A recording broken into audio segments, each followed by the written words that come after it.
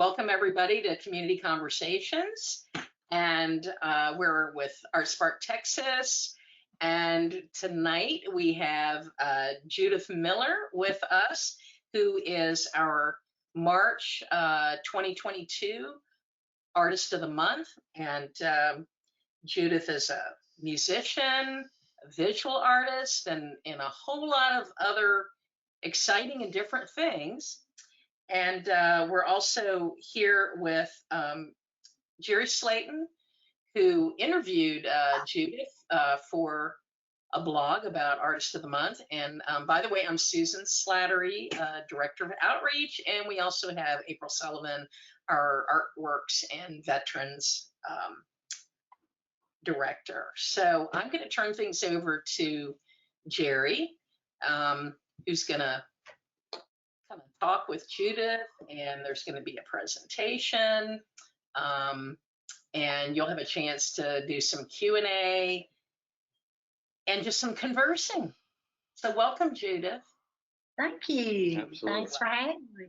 We're super happy for Judith to be here. Judith and I got coffee a couple weeks back and just had a chance to kind of talk and connect. And I got familiarized with all of the different mediums that she was working on. She does a great job of sharing. And I know at some point, probably in the first part of the presentation, I think we're probably going to jump in with maybe some sharing first and go through the slides and music. But I'd love maybe, Judith, if you wanted to start us off, maybe just by telling us a little bit about what brought you to art. The questions that I've got for us are kind of the who, what, when, where, why. Okay. But it's always nice to know maybe a little bio of the first inclination, maybe the first taste of something you got. And I know you were telling me about that. Yeah. Kind of when we sit down. Right. When I first started, I started junior college at San Jacinto Junior College outside of Houston. And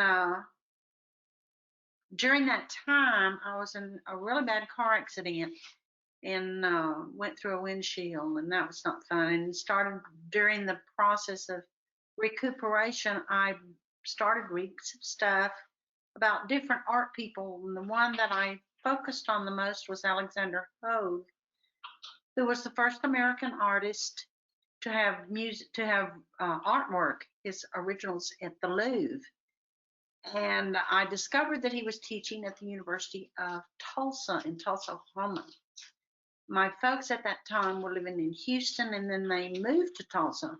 So I had an opportunity to attend school there. And I started actually as a history major, pre-law. And when I went and I visited in the art department and met him and thought that was really would be a fun thing to do. So I transferred over to the fine arts department at TU and started working on a Bachelor of Fine Arts degree, which I received in 1968. And then I worked in I established my art business there and did large wall hangings. Macrame was a big deal back then. So I was doing large wall hangings in apartment complex clubhouses. I worked with the architects there.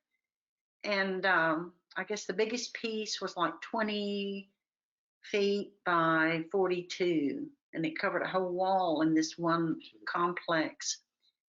And then from there, I got involved in a bunch of other stuff. I got involved in politics and banking and all of that. And when the banks went south in the 80s, because of the real estate dealings, I moved to Texas where it was better, but they were still doing funky real estate loans. So I worked at Texas Commerce Bank, and in the early 90s, that kind of crapped out too. Then love came in, and I took his mother around and helped her find an adult seniors apartment, and that was fun. He said at that time that I'm trying to think who was the CEO. Was a football player, retired, obviously. Texas guy. Yeah, he was a Texas guy, and he was a good guy. Ben Love asked him why he had made all of those real estate loans. And he said, well, you told me to increase the loan portfolio. And he said, yeah, but I didn't tell you to make bad ones. And I thought I was an officers meeting, and I thought the people were going to burst out laughing, but a lot of them stifled it. After 92, I left the bank and did several different things. I was a registered pawnbroker, which was great fun. I went back to teaching school and was the head of the art department at Round Rock High School for 20 years. And, you know, kids are great motivators. So it's easy to say, do it this way in your teaching. It's better if they can see you actually do it. Yeah. So it's a process better felt than taught. Yeah. So and I got really involved in producing art at that time, and did several different things, and was also working on the music. In the early 90s, I started the Judith Miller Band and had some incredible players. Jim Erickson, who was a monster guitar player, who passed later on in the 90s. And then I played with Bobby Doyle and some with James Polk, and oh golly, just a whole bunch of different people. My favorite was still Jim, because he and I were able to actually write some music, and that was fun.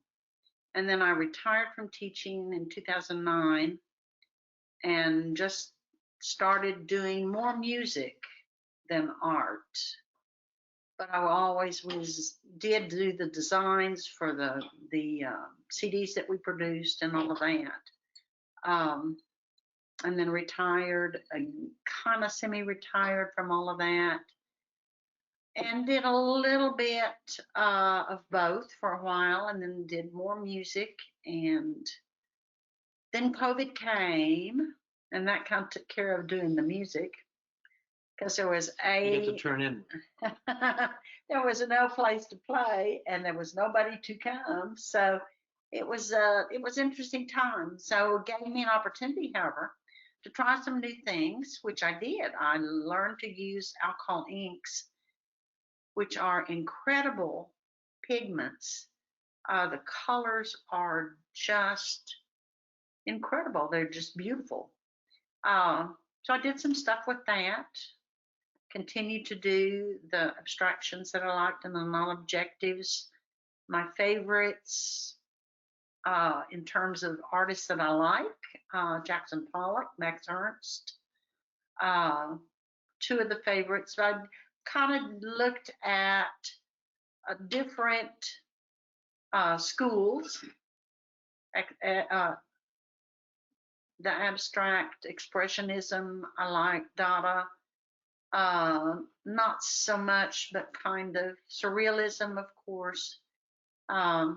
So what I do is a combination of picking and choosing out of those schools into something that is just kind of what I do. Right. So, and I use acrylics. I did try oils, and they're very responsive on the canvas. However, they take too long to dry. It's very difficult to overpaint if you want to go back in and do something. So I gave that up, and they're really messy.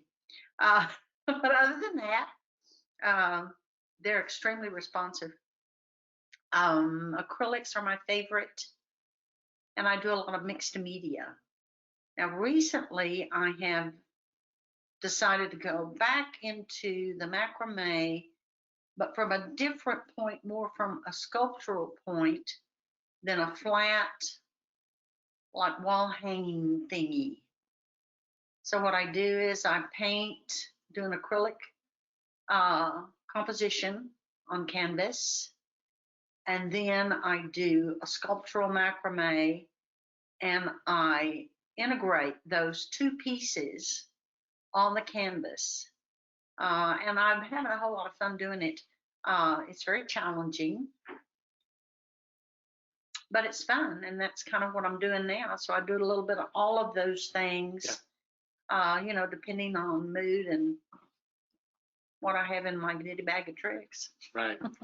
I like that in our conversation. And if you haven't got a chance to check out Judith's blog post, even though writing is not my art medium, your bio was a pretty easy one to write. I really appreciate you walking us through that in 7 minutes or so. But just to kind of go back to a lot of those things, and then the work that Judith is going to show us here in just a minute through the presentation is a lot of this more contemporary stuff you've been doing over the past 10 years or so, maybe even the past 4 or 5 years, or during COVID time, as we say.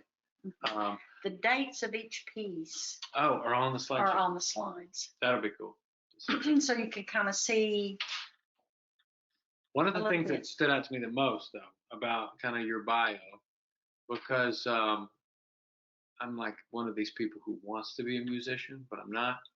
It was kind of your experience in very early formative years, kind of going to your father being a singer himself, and then getting the chance to kind of see some rock royalty. At one point too. That was a lot. That was a lot of fun. When I was growing up, we lived over on Justin Lane between Lamar and Burnett Road. So I went to McCallum and Lamar and all of that. But my father had a marvelous Irish tenor voice, and he didn't sing a whole lot, but I was very fortunate to hear him sing some, and he encouraged me in that way. And one of the things that we did that I thought was a lot of fun was there was a place down the street on Lamar called Threadgill's, and it was a gas station. But there was an inside part later that was a fun place. And it was a beer joint, you know. Most people don't take their kids to beer joints, but my dad was way cool and very forward thinking. And he took me to see Janis Joplin there when she first started, and it was a wonderful experience. And she was an incredible woman, just very talented. She had a really large vocal range, maybe 3.5, 4 octaves, which is an incredible thing. So, yeah, I enjoyed that very much. It was a great opportunity to see live on stuff. Otherwise, you know, it's whatever you hear in high school. Sure, exactly. And that leaves a lot to be desired sometimes. It did for me. It was pretty narrow. Oh. But yeah, I mean, my first concerts are some things that really made an impression on me when I was young. My parents kind of went out of their way to be the cool parents. Put me in shows that I shouldn't have been in. But I thought that was great. Yeah, well, you know, my son told me, he said, and he's an excellent drummer, very talented, very improvisational. He told me years ago, he said, Mom, you're really not a musician. You're a singer. You're not a musician. And that's true, because even though vocally there are a lot of things I can do, if I hear something, I can't tell you what key it's in. I don't do charts. Now I can transpose charts. So as far as actually being a musician, perhaps I'm not, but perhaps it doesn't matter. I just kind of do what I do. So, and when I want to do that, when I was younger, I kind of thought about it, and then I thought, I'd rather learn this or that in terms of songs and writing and doing that way, which is interesting because I don't write music in terms of actually putting it on paper. Um, I would drive. I have a very dear aunt who lives in Temple, where I was born, and I go to see her. And so in the car, I had a recorder, and I would write out the lyrics and learn the lyrics. In the car, I would sing the lyrics into the recorder until I got it the way I wanted it. And then I would give it to Jim and say, okay, your turn, make this work. And he did. And it was a good way to it was a really good opportunity. It gave me an opportunity not to have judgmental people in where I was trying to write and do. And it gave him an opportunity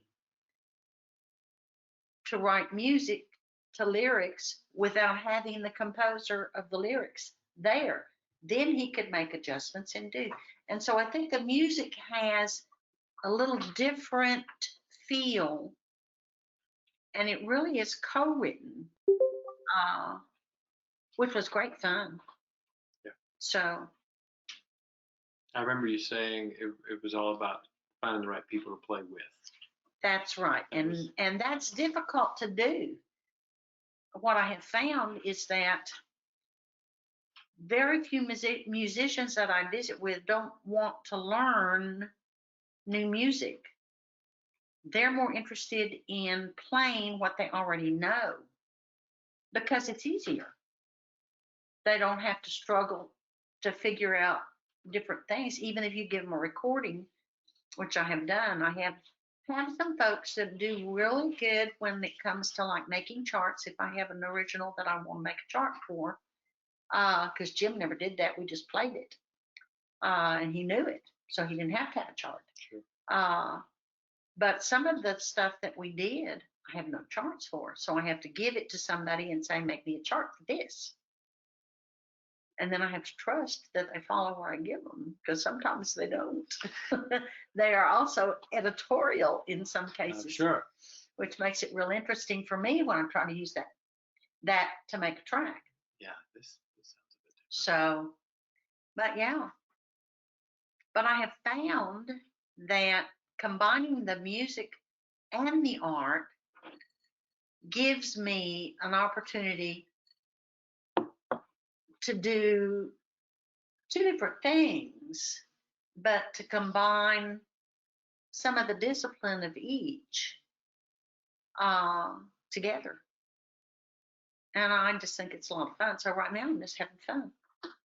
Well, So- that's actually a perfect segue because we've got a slideshow that we'd love to present with some musical accompaniment of from Judith. So we can kind of have those both playing at once and literally kind of interacting on screen. And then maybe after we all look, we might have more to say about it and then take some Q&A. Sure. Something like that. First, let me get some tunes rolling for us. And then let's put the slides.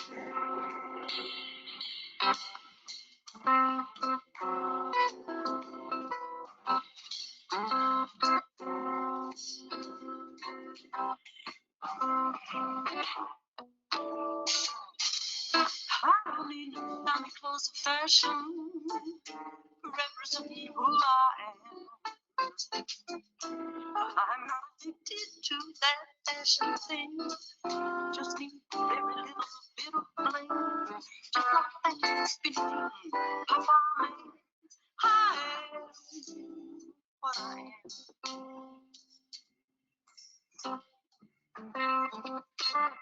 I want to live my life in robust pleasure, not to keep my goodies in a jar. Fulfill a lifetime of hopeful dreams, not waste my time in backroom bar. On my own green town, doing what I can. You know I am what I am. Don't like it, busted, because I care. what I am. You know I am what I am.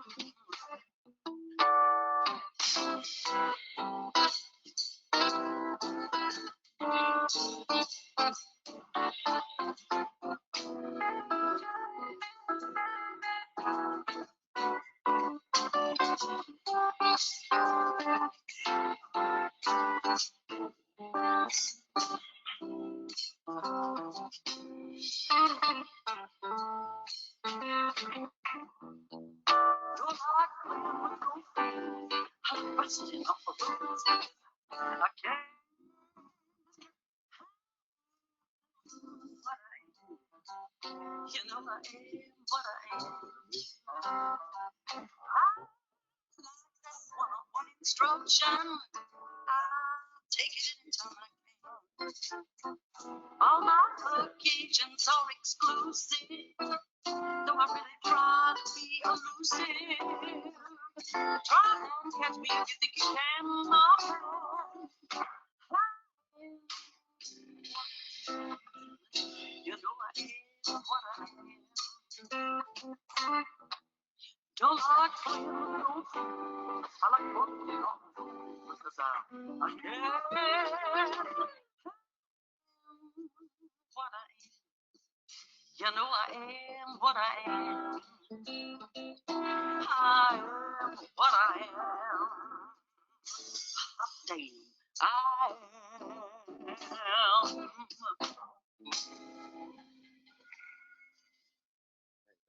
Yeah.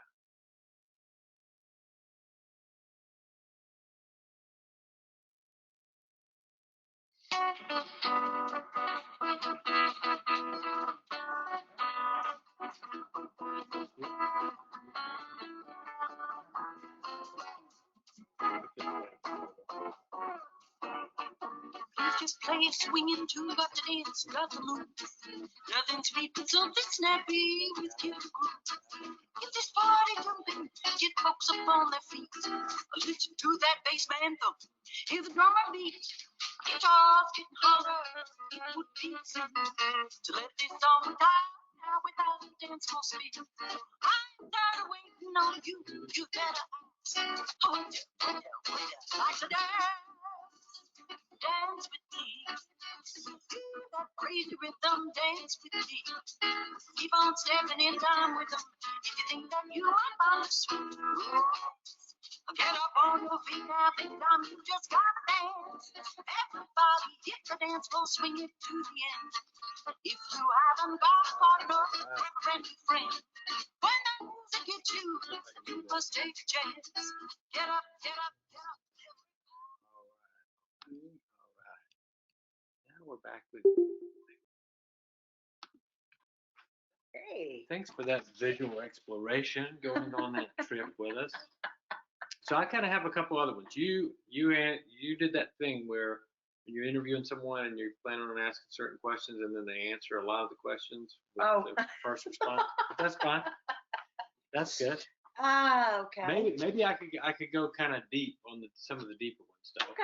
Maybe not take us into too deeper waters, but maybe is there a time of day that you like to create? Are you making it all times of day, or is there a point in the day when you get in your group? I really start after 10 at night. Yeah. Because the house is quiet and I can just let my brains leak out and do what I want to do. Yeah. So.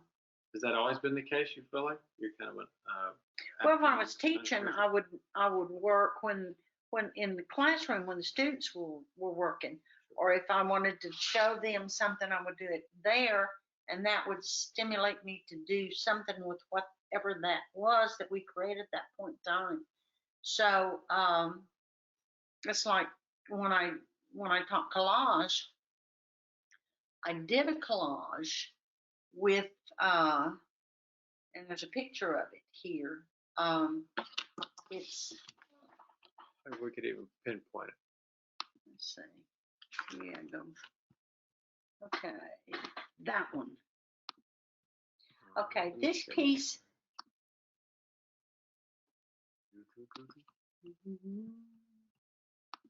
This one, I think the picture might be just a smidge fuzzy. Yeah, So it talk to is. us about it. It is, but in this one, what I did was first I taught them the graphic, the black and whites, so they could learn to do not just a flat checkerboard, but how to create the graphic on a round with a rounded form Give it space. to create space. And then after we got those pieces done, they had to cut them up and do a collage with what they had left. And so then these pieces are the horns. Some of the outside lower left corner. Right here and here and here. There's 1, 2, 3 horns. I'll be the cursor. So Judith is kind of pointing Yeah, here, in through here. here, and here.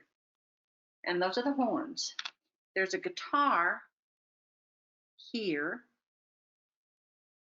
And then Count Basie, Thelonious Monk, and goodness gracious. My mind is going blank. Anyway, there's the Count and there's Monk. And down here in the corner. Some portraits in here. Yeah. In the back. Yeah,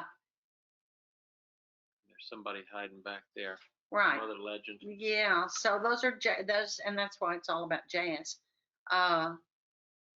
So, and then they had to tie it together rhythmically with line, and so you can see the curved lines going through.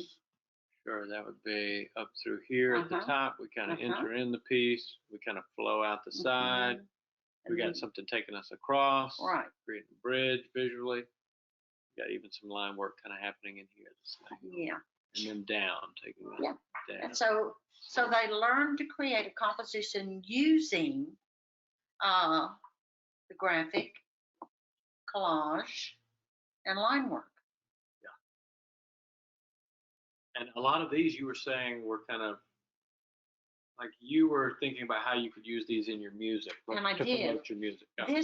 This composition was the first piece that I used. The first time we played South by Southwest, I made a poster of that and created a border around it that said jazz up one side and had a little JMB emblem, and then it had some contact information underneath, which is long since changed.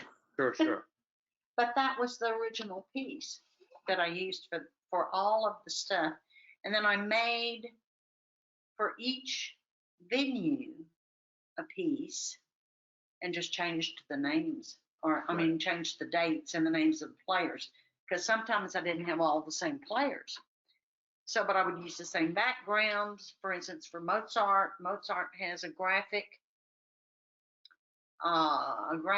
woman and a cup of coffee down here, and the smoke coming up, and all the information here about who, what, when, and where. There was one for there. There was one for a place downtown that's no longer there. There was one for the range in Salado. I don't think those are on there though. Look at that first one. Oh, this one. Image, right? Okay, this one is. This might be worth sharing with everyone. Yeah. This piece that was my first computer composition. And what happened with it was my very dear friend, Dwayne Miller, who I adopted as a little brother, would have us go, and we played a lot out at Cimarron Hills Country Club because he was a member out there and he liked our music. So I said, okay, well, let's create something. He said, I want you to make me a painting with the guys in it. And I said, okay. He said, we wanted all the people in the painting. Well, so that's kind of what I did. And after I got finished, and the background to this piece was an original painting. But after I did the first one, I decided that it was not really what I wanted to do. And we were fixing to do a tour up Route 66. So I went in on that painting and took a picture of it. And then I created that, all of this other stuff. I went online and got Some of the different photo elements. pictures. Yeah, the photo out of the guitars, Sure. the keyboard, I kind of stretched some and Right, changed right. that up. The drums, So this was an early graphic editor that you worked on top of. right. You could pile And then it I along put the it, and top. I put on it, and that's me, and that was my bass player, Russ Harrison, and that was Jim Erickson, and this is Bobby Doyle, and Bobby and I played together. He was my favorite piano player. And if you're unfamiliar with his music, you should go listen to Bobby Doyle because he's incredible. Yeah, I checked him out after you mentioned. He played with Blood, Sweat, and Tears. He was the original vocalist for Blood, Sweat, and Tears. Amazing blues dude. Just amazing. But anyway, that was my band. And Dwayne said he wanted me to do it. And then he bought it from me. And I'm like, thank you very much. That'll pay for that trip to St. Louis. So we all jumped in a van and went to St. Louis. I think it's really interesting how you're kind of using, you kind of became your own graphic designer. Like I guess. you're just using. I was just having fun doing Yeah, it. Yeah. right. It was But I just mean, fun. when you've got a talent in something or an impetus to do it, and you've got a vision for it, it seems like you just go ahead and do it, which I think is nice. It's that, yeah. It's fun. It's fun to be able to switch gears and take some of this and take some of this and mush it together. Yeah. Is there something that you feel like is a connecting force between, I postulated on this in my blog article, but I don't know if I was right, but it seems like, to me, like the experimentation or the improv or something is the link that gets you from macrame to painting to music. But maybe there are other things. Maybe there's other ties there. For the macrame, I think the reason that I got back into it was I started seeing these really tacky wall hangings. So frustration. And I was like, they're so unimaginative. Yes, you can tie a square knot, and yes, you can do a half hitch, and you can make a monkey paw, and you can do all this stuff. But it's how you put that stuff together that makes it art. Now, there's a difference in art and craft. There are some excellent crafters, and I realize that, and their goal is not the same. But what has happened is I see these that's tacky, but I'm gonna say it, trite images of wall hangings for sale everywhere, and they're just tacky. They have no real imagination. I'm probably gonna make somebody mad, but so be it. Everyone has opinions. Yeah. Yours is well founded. You've been doing this for 50 years. You get to do this. My macrame is angry now. No, I'm just kidding. So I just went, Macrame Never artist. had patience for macrame. this all off.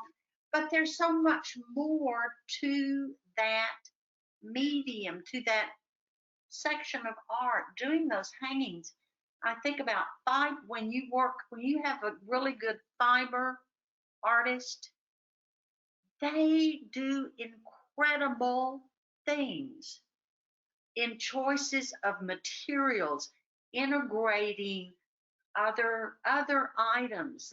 Instead of using just beads, they'll do shells or cut things and form them and make it part of that piece. It's not everything on a stick. Not everything on a stick. And it doesn't have to all come down and you see the wall through it. That's really boring to me. Yeah. sometimes it would be nice to be able to see other medium popping out from that. So it's integrated. So it looks like, And I was a sculpture major, so I want it to pop out from there. I want it to come out. I want that piece to greet the viewer rather than just say, come look at me. Sure. I want there to be I think it'd be really funny. I just hung a piece. I fixed to hang a piece over in Georgetown at the lamppost. Is that one that's purple with that formed piece that comes out, and I'm going to sit in there and watch as people walk by to see if anybody runs into it, because it sticks way out, and they're liable to knock their nose off. But I think it'd be fun. Not that one. That's let's see, that one. Yes. That one comes out a good 4 to 5 inches from the canvas, and these are all framed now. So, and I think that's important because it makes it be more like art instead of craft. And you can see the O's, Sure. Those are rings, macrame around. There's several that come here. These areas are half hitch, and there's some square knots here. A lot of half hitch. Half hitch is a really creative way to create form, because if you tie those really tight, you can shape just like around here. This is all shaped. It's not flat. Right, sure. There's But volume. yeah, there's volume there. But the painting underneath adds dimension to that piece, and it is framed now. That picture was not framed. Judith, how big is this one? Oh, I didn't put that on there, did I? Oh, I want to say it's like 18 by maybe 28. Maybe it might be 20. It might be 24 by 28. Okay. That's It's a a- beautiful piece. It's a larger piece. It's a larger canvas. Like all the alcohol inks that I do now, I do on 14 by 14s. Squares. You go more Yeah. square. I do the square thing because it's strictly economics. People will buy something for 75 or $100, but that macrame is like $500. Yeah, right. Good time investment. So you're not going to walk into a lamppost coffee place and pay for a $500 piece. I'm going to show it there. But not many people who visit that particular venue are interested in coming across that. But they'll spend $75. Right. Now, I'm going to do a series of 12 by 12s that will be some collage work. In fact, I did the start piece up here on a little canvas that I brought, and left some canvases here. And it's small. And I'm going to make those $50 a piece, and they're going to be collage and acrylics. And just small little pieces, pops of color, which seems to be the way people are decorating these days. But now also I discovered today that the color for decorators, interior design people this year is greens. So if you're How'd you get this bit of information? I went online. I do every year. I do it Okay. first of the year and go to see what the colors are. Last year, the colors were neutrals.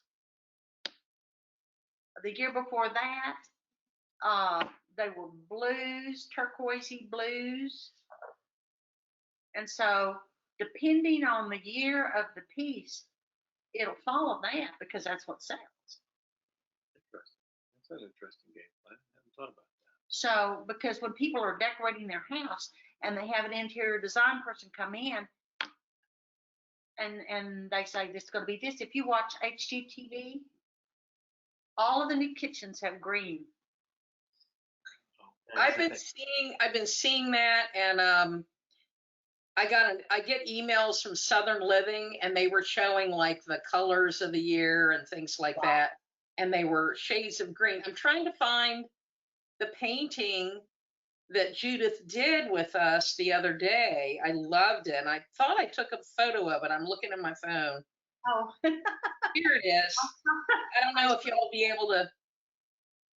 Yeah, it's sold. I don't know if I'm going to be holding it upside down or. Well, the color goes to the bottom. Does that look right? I can't see. Do I have it upside down? We're not able to make it large enough. Let's see. No, that's pretty close. That's pretty close. I loved it, and it had great dimension to it. Yeah, you just whip that right up. I do that too. I look at like Better Homes and Garden or different magazines like that just to see what people are putting on their walls color wise. Right. A lot, and there's also a lot of round canvases. I've noticed that trend. Yeah. Right. You know, they're using round canvases. I even saw some. This woman had she'd made them, but they were octagonal. And I'm like, dang. Fun shape. That's a fun shape to work with. But you can't buy those. But you can get little ones and big rounds up to 16 inches, I think. 16-inch rounds. So I'm gonna try some of those because I think that'll be fun. Yeah, that kind of goes back. There was a lot of round Renaissance paintings. Yes. You know, the rondo, I think is might be what that's called or something. Yes. Anyway, little art history, geez, April can get down with us. She's our history major. Last question. Okay. Out of that kind of your whole story, what I found to be kind of the most interesting, and maybe it's because I am almost 41, but why did you get on stage at 41 and start singing? I did it because that is at that point we had moved back to Texas because I got a job at Texas Commerce Bank. That was 1985, and we moved back. So, and Mike and my son were still in Oklahoma selling the house so they could come. I was here for maybe 30 days before they got all that accomplished and came back to Texas. My husband's from Kansas, so this was a real cultural shock for him. However, it took him only 3 weeks to get a pickup, a pair of boots, and a cowboy hat. So He acclimated. Yeah, he acclimated quickly, and he joined the Round Rock Police Department also. So he was a 32-year policeman. He retired in 2006. At the time I was here, I stayed with my folks, and my folks were really cool in terms of just getting around and doing and getting involved in stuff and everything. And there was a place right down the road, and I think it's still there, although I think it's karaoke now, that was a piano bar called Common Interest over on Burnett Road. And I just popped in there one night just for grins. And I had a friend with me, and we were having a cocktail, and the piano player was really good. And so he got a couple of ladies up to sing, and I thought, well, hey, I can do something. After 2 cocktails, you can do anything. So I said, okay, can you do this? And he said, what key? And I said, Lord God, I have no idea. Maybe C, maybe B flat. And he's going, okay, well, let's try this. And he played a little bit. And I said, okay, we can do that. And I can't even remember what I sang. But he said, okay, I'm playing at such and such. Why don't you come over and sit in? So I thought, well, hey, might as well. So I did. And then I started kind of singing with him. That was Sandy Allen. He was great piano player. He was really, his favorite thing was blues. But at that time, I was doing all the songs I picked were jazz, and it just kind of worked out. And he was good. So we played together for about 2 or 3 years. And then I got played with Bobby Doyle for a while, and then I got Jim, the guitar player. Bobby said, you need a guitar player. So I said, okay. So we did that. And I just was bored sitting at home watching TV. So I said, I don't have to do this. I can go do it. So I did. Correct. My takeaway is drink cocktails and sing your heart out. Oh, well, I can't do more than 2. So Maybe That could also start your comedy career.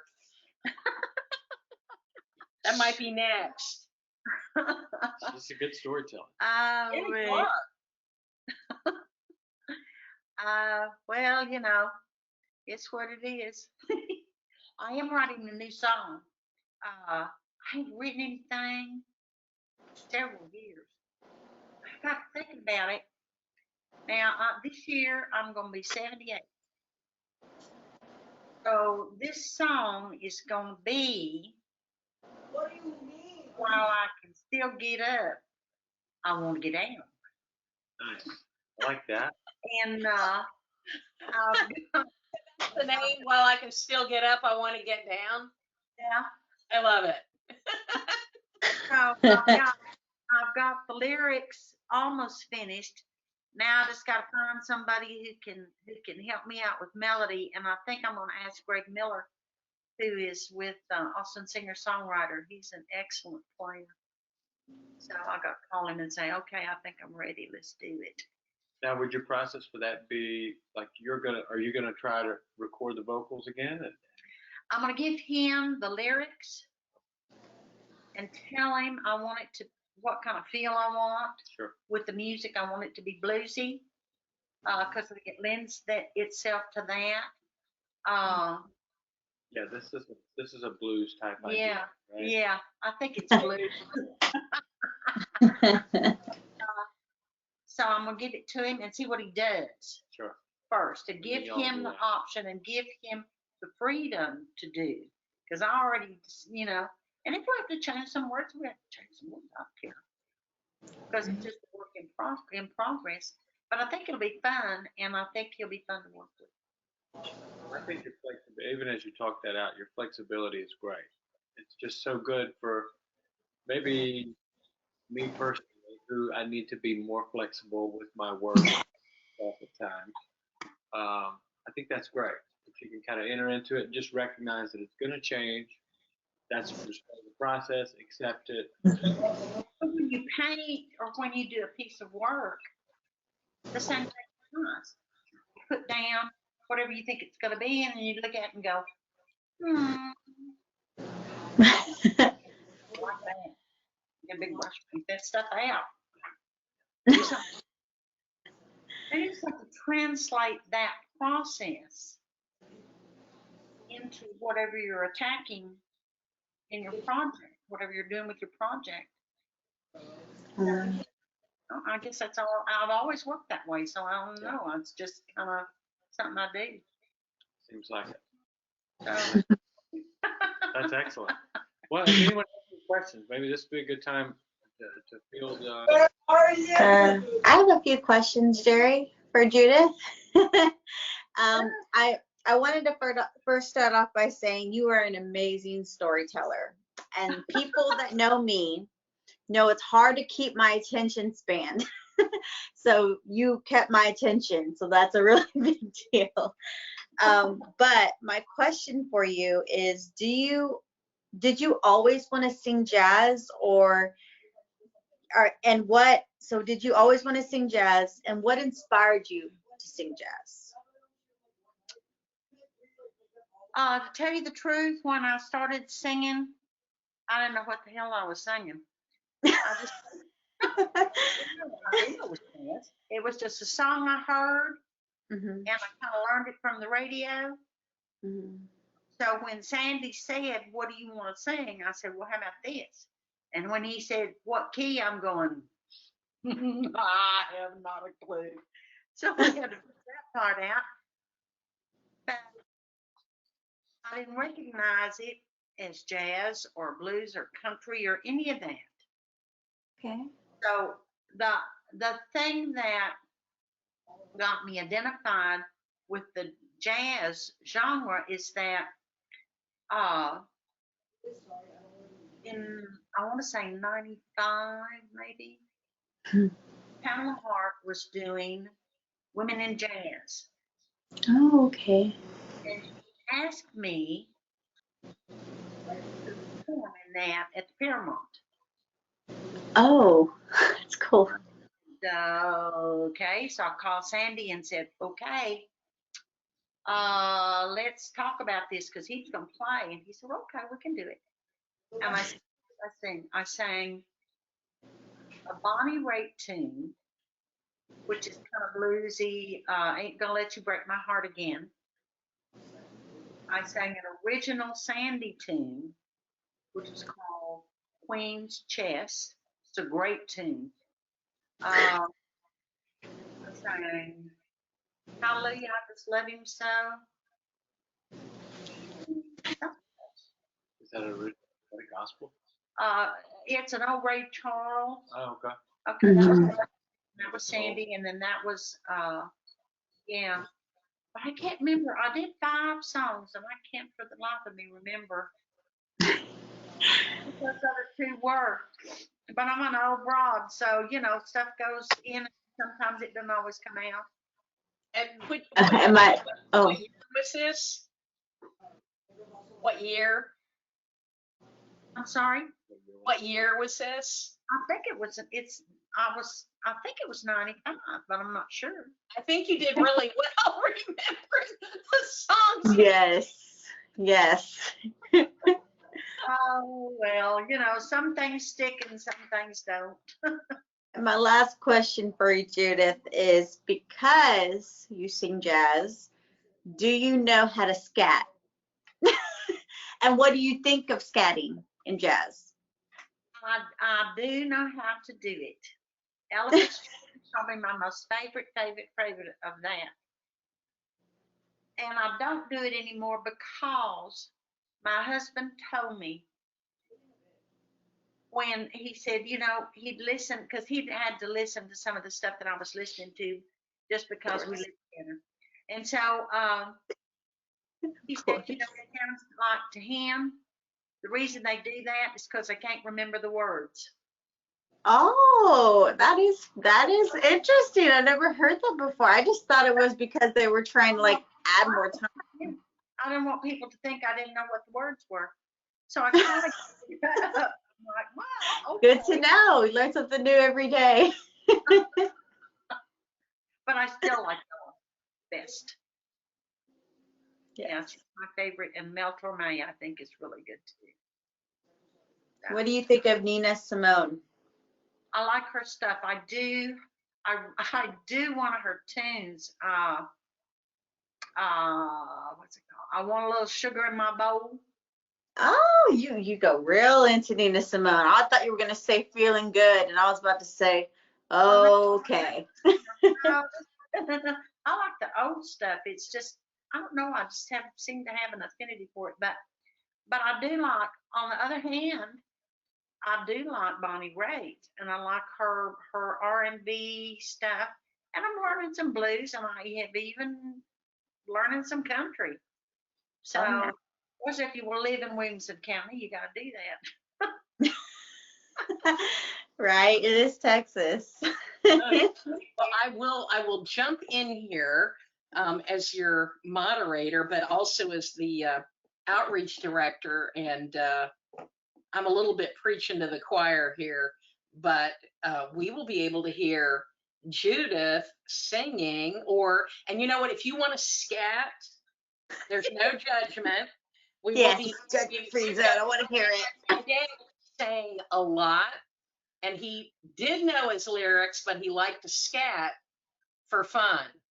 So yeah, he was like really knew his lyrics. But anyway, Judith will be singing at our May Day art celebration event that we're getting very excited about, and that's going to be Saturday, April 30th, and 12 to 5. So Judith will be singing during that afternoon, and I'm not going to tell you what time because we're starting at noon, and we're going to have a lot of good people all afternoon, including Jordan, who has joined us here. So we just have to figure out all our technical stuff to make it work just right. But Yeah. anyway, We'll figure it out. we got to hear April and I. Well, we got to hear Judith do a little bit of singing when she came over to visit us at Art Spark on that was the Makers Hour. Yeah. I mean, really, Judith came. She sang for us. Then she made a painting. And I mean, yeah, it was pretty cool. That's awesome. And that's why you're Artist of the Month. Yeah. Hello. Yeah. I'm really looking forward to working with this group.